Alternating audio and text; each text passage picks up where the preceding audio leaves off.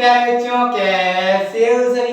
आशा करता हूँ सभी अच्छे होंगे और अच्छे से मन लगाकर पढ़ाई कर रहे होंगे। तो मेरे प्यारे बच्चों, आज मैं आपको पढ़ाने जा रहा हूँ class 10th math chapter 6 introduction triangle. तो मेरे प्यारे बच्चों, त्रिभुज में इससे पहले हम क्या पढ़ चुके थे? हम पढ़ चुके हैं त्रिभुज असमानता प्रमेय, समकोण त्रिभुज के बारे में पढ़ चुके हैं, समकोण त्रिभुज। ठीक है, अब इससे आगे हम बढ़ते हैं त्रिभुज के बारे में। तो बढ़ने से पहले मैं ये कहना चाहूंगा मेरे प्यारे बच्चों कि त्रिभुज क्या होता है? त्रिभुज होता है बिंदुओं से रेखाखंड बनते हैं, रेखाखंडों से त्रिभुज बनता है और तीन रेखाखंडों से गिरिबंधाकृति त्रिभुज होता है। ठीक है, और तीन रेखाखंडों से गिरिबंधाकृति त्रिभुज होता है मेरे प्यारे बच्चों। और त्रिभुज क्या है? सबसे कम भुजा वाला बहुभुज होता है, क्योंकि त्रिभुज के बाद पहले कोई नहीं आता, फिर चतुर्भुज आता है, वो चार भुजा वाला होता है। तो त्रिभुज तीन भुजा वाला सबसे कम भुजा वाला बहुभुज होता है। तो मेरे प्यारे बच्चों, आगे बढ़ने से पहले मैं ये कहूंगा, अगर आपको चीजें समझ में आ रही है तो मेरे बच्चों लाइक करो, चैनल को सब्सक्राइब करो और देखो पूरी वीडियो। अगर मैं ये नहीं कहता मेरे प्यारे बच्चों, हाथ जोड़ के निवेदन है, ये नहीं कह रहा, अगर आपको समझ में ना आए तो बिल्कुल मत देखो। आपके लिए जरूरी लग रहा होगी, हमारे लिए बहुत जरूरी है, तो आप देखो, लेकिन पूरा वॉच करो और अच्छा लगे तो सब्सक्राइब करो चैनल को। ठीक है मेरे प्यारे बच्चों। तो बच्चों अब आगे बढ़ेंगे, तो आगे हम पढ़ेंगे त्रिभुज की सर्वांग समता।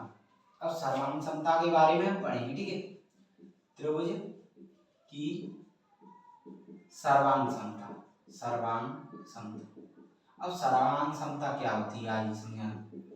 मान के चलो एक टिकट है, एक टिकट है, ये टिकट है। ठीक है, अब इस टिकट पे मैं दूसरा टिकट रखूं, इस टिकट पे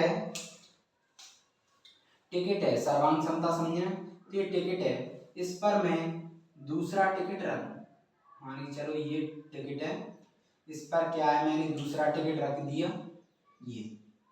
तो अगर ये टिकट दूसरा टिकट है तो ये एक तरफ से, मतलब ये टिकट है तो ये दोनों टिकट अपने आप को, ये टिकट ऊपर का रखा, दोनों अपने आप को पूर्णतः ढक लेते हैं, तो वो सर्वांग सम कहलाते हैं। कहने का मतलब है एक आदमी, एक हाइट सेम हाइट का है, सेम वेट है उसका, अगर वो एक दूसरे को आगे आ जाए और एक दूसरे को एकदम ढक ले, पता नहीं चले, पूरा ढक ले, तो क्या सर्वांग सम होगा। मान के चलो ये एक त्रिभुज है, ये त्रिभुज है, ये त्रिभुज है। अब ये त्रिभुज है तो ये एक और त्रिभुज ये है, अगर इसके ऊपर मैं ये रखूं दोनों, और ये अपने आप को पूर्णतः ढक ले, कोई भी जगह नहीं बचे, एकदम क्लियर, पता नहीं चले कुछ, मतलब एक जैसा लगे, तो वो क्या है? वो सर्वांग सम होती है। सर्वांग सम वो होते हैं जिनका आकार और माप समान हो, जिनका आकार और माप समान हो। अब ये ढक लेंगे टिकट तो इनका आकार और ये माप, ये आकार दिख रहा है, आकार क्या है? ये दिख रहा है, मतलब आकृति कैसे दिख रही है? आयताकार। और ये माप क्या है? ये भुजा माप, ये ढक ले तो सर्वांग सम कहलाते हैं। समझ में आया? एकदम सिंपल तरीके से समझा दिया। अब सर्वांग सम होता है मेरे प्यारे बच्चों रेखाखंड के लिए, पहला रेखाखंड के लिए समझ लो, तो रेखाखंड के लिए सर्वांग सम था, रेखाखंड के लिए सर्वांग सम था। धीरे धीरे बढ़ते चलेंगे, सबके बारे में समझ। सर्वांग सम था। अब रेखाखंड के लिए समझो, तो रेखाखंड के लिए मान के चलो, रेखाखंड बिंदुओं से बनती है, तो बना लें, ये रेखाखंड है, एक रेखाखंड क्या है? A B. ठीक है, और दूसरी रेखाखंड है क्या? B C. अब रेखाखंड कैसे? अब मेरे प्यारे बच्चों, मैंने क्या है, सर्वांग सम वो है जो एक दूसरे को अपने पूर्णतः रखे, तो ये रेखाखंड है सर्वांग सम होने के लिए, तो मैं इसको, ये रेखाखंड है ए बी। ठीक है, अब ये रेखाखंड है, अब ये दिख रही है कम, तो मैं इसको बराबर, इसके बराबर काट लूं, मतलब यहाँ से काट दूं, बराबर का कर दूं, तो ये दोनों बराबर की हो जाए काट के। ठीक है, काट के बराबर कर दूं। अब मैं कहूं इस पे, रुको सॉरी, सी डी।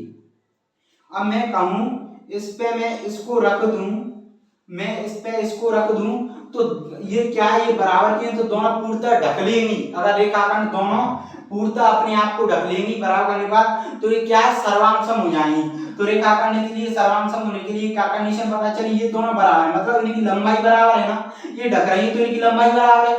तो जब दो रेखाखंडों की लंबाई बराबर होती है तो वो सर्वांग सम कहलाती है। मतलब वो सर्वांग सम जब कहलाती है जब उनकी लंबाइयों की माप बराबर हो। तो जब लंबाइयों की माप बराबर होती है, समान होती है, तो समान सम कहलाती है। तो लिख सकते हो दो रेखाखंड जब सर्वांग सम होते हैं जब उनकी लंबाई समान हो, अर्थात उनकी लंबाइयों की माप समान हो, ऐसे, ठीक है।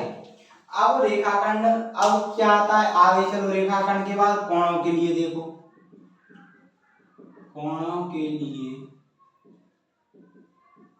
सर्वांग, सॉरी पहले इसको लिख लो। अब कैसे लिख सकते हैं इसको, अब लिखेंगे सर्वांग समय, तो कैसे लिख सकते हैं रेखाखंड को, रेखाखंड के लिए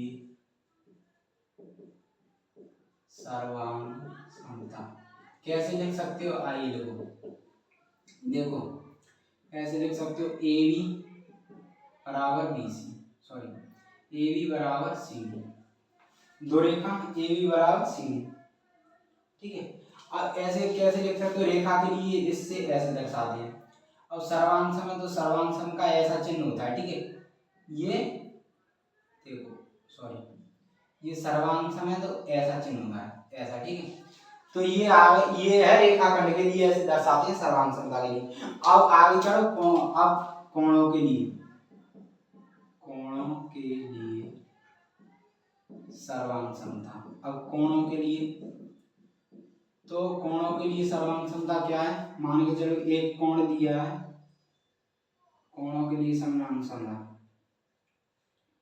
ये कोण दिया है 40 डिग्री का, ए बी सी, एक कोण, एक त्रिभुज दिया है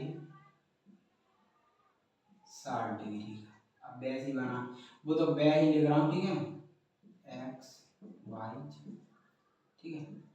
अब ये दो कोण हैं, दो कोण हो गए, ये दो कोण कब सर्वांग सम होंगे मेरे प्यारे बच्चों, अगर मैं इस कोण को इसके ऊपर रखूं ना तो ये सर्वांग सम नहीं होगा। क्यों, क्योंकि देखो आप वैसे ही पता लगा सकते हो, ये एक्स वाई है, इसको मैं इसके ऊपर रखूंगा, ये एक्स जेड है, इस एक्स वाई इसके ऊपर रखूंगा, ए सी है, इसको एक्स जेड के ऊपर आएगा, ये वाई जेड इसके ऊपर आएगा, और एक्स इसके ऊपर आएगा। लेकिन ये क्या है, ये कोण है ना, ये कोण है ना, ये तो अलग है ना, तो जब कोण अलग है तो ये क्या है, ये ढक नहीं पाएंगे अपने ऊपर, मतलब ये बड़ा हो जाएगा आगे निकल, क्योंकि कोण बड़ा है इसका।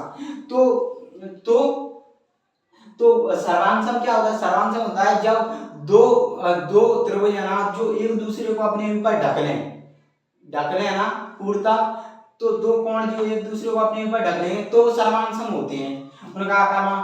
तो ये क्या है, ये नहीं होगा, इसमें ये नहीं होगा, ठीक है, ये नहीं होगा।